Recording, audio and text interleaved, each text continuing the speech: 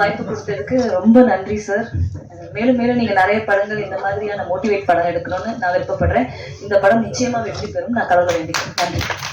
கூலி தொழில் பண்ணக்கூடிய ஒரு பொண்ணு, அந்த குடும்பத்துல இருந்து வந்து அந்த பொண்ணு எவ்வளவு கஷ்டப்பட்டு அதை முன்னுக்கு வர்றா அப்படின்றதுக்கும் அதுக்கும் ஊன்றுகோலா சுடர் விளக்கா இருந்தாலும் ஒரு தூண்டுகோல் வேணும் இல்லையா? படம் வந்துருச்சு, அடுத்து மேல மேல படம் வரணும் இல்லையா? ஆனா நான் கண்டிப்பா வராம இருக்க போறது இல்லை, எப்படியும் வந்துருவேன். ஆனா அடுத்த படம் வரணும்ல லேட் ஆயிடுச்சு. ஸோ என்னோட ப்ரொடியூசர், அதாவது என்னோட மாமா, அப்புறம் என்னோட டைரக்டர், ஃபர்ஸ்ட் நன்றி. இந்த டீம் எல்லாருக்குமே ஃபர்ஸ்ட் நன்றி. ஏன்னா ரொம்ப சின்ன டீம் வச்சு பெரிய படம் பண்ணியிருக்கோம். அந்த சின்ன டீம்ல ஒருத்தர் ஒழுங்கா வேலை பார்க்கல அப்படின்னாலுமே, சரியா வேலைக்கு வரல, சரியா வேலை பார்க்கல டெய்லியும் அப்படின்னாலுமே இந்த படம் யாராலையுமே எடுக்க முடிஞ்சிருக்காது. ஸோ எல்லாருக்குமே ஃபர்ஸ்ட் தேங்க்யூ. டெக்னீஷியன்ஸா இருக்கட்டும், எங்க டைரக்டரா இருக்கட்டும், எங்க ப்ரொடியூசரா இருக்கட்டும், ரொம்ப நன்றி. கண்டிப்பா படம் பாருங்க, எல்லாருக்கும் பிடிக்கும் நம்புறேன். So thank you.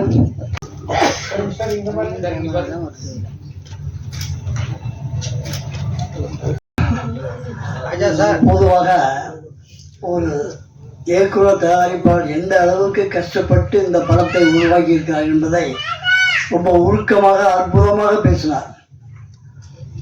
நான் பொம்மை பத்திரிகையில் பணியாற்றிய போது சூப்பர் ஸ்டார் ரஜினிகாந்தை பற்றி 25 மாதம் நான் நடந்து வந்த பாதையிலே எழுதியிருக்கிறேன்.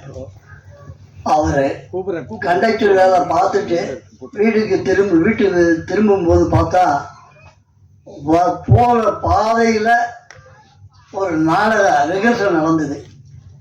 அந்த ரிஹர்சலை பார்த்து தான் அவரும் நடிகர் ஆகணும்னு அவர் எண்ணினாரு. அதே முயற்சி எடுத்து அவர் இந்த அளவுக்கு சூப்பர் ஸ்டார் ஆகியிருக்கார். அதேபடி நமது நண்பர், அவர் இயக்குனர் தயாரிப்பாளர், அவர் கண்டக்டராக பணிபுரிந்திருக்கிறார். எந்த அளவுக்கு கஷ்டப்பட்டிருக்கார். திரையுலகத்தில் கஷ்டப்பட்டு வந்தவங்க தான் சூப்பர் லெவலில் வந்திருக்காங்க. அந்த லெவலில் நிச்சயமாக இந்த படத்தினுடைய ட்ரெய்லர், பாடல்கள் எல்லாம் அவங்க பார்த்தா ரொம்ப பிரமாதமாக பண்ணியிருக்காங்க. இந்த கடின உழைப்பே அவரை மேன்மேலும் இந்த படத்தை வெற்றி பெற செய்யும் என்பதை நான் வணங்கும் ஐயப்பனை வேண்டி வெளிவருகிறேன். எல்லாருக்கும் மாலை வணக்கங்கள். என்னோட ஒரு ஜஸ்ட் வேண்டுகோள், கொஞ்சம் ஒரு நிமிஷம் மட்டும் நீங்கள் பெல்காம் அட்டாக்ல சர்வைவர்ஸ்க்கும் அங்கே வெளியான பீப்புளுக்கு கொஞ்சம் கேன் வி ஜஸ்ட் ட்ரிபியூட் எல்லா புது புது டேலண்ட்ஸை ப்ரமோட் பண்ணுவாங்க. நானே நிறைய வாட்டி பார்த்துருக்கேன். அவங்களோட ஸ்டூடெண்ட்ஸ், அவங்க அசிஸ்டன்ட்ஸ் பயங்கரமாக இப்போது கலக்கிட்டு இருக்காங்க இண்டஸ்ட்ரியில். இந்த படத்தில் நம்ம ராஜசோழன் சார் ரொம்ப பிரமாதமாக 3 விஷயம் பேசியிருக்காங்க. கல்வி பற்றி ரொம்ப இம்பார்ட்டண்ட்டாக பேசியிருக்காங்க. ட்ரக்ஸ், இப்போ இருக்கிற யங் ஜென்ரேஷனோட மைண்ட் எப்படி கரெக்ட் பண்ணுறாங்க ட்ரக் வச்சுட்டு. அண்ட் 3வது விஷயம் உமனை எம்பவர் பண்ணுறதுக்காக அவங்க பண்ணியிருக்காங்க. இப்போது நம்மளோட நாடே ரொம்ப பவர்ஃபுல் ஆக்குறதுக்காக உமன் எவ்வளோ இம்பார்ட்டன்ட்னு நமக்கு தெரியும்.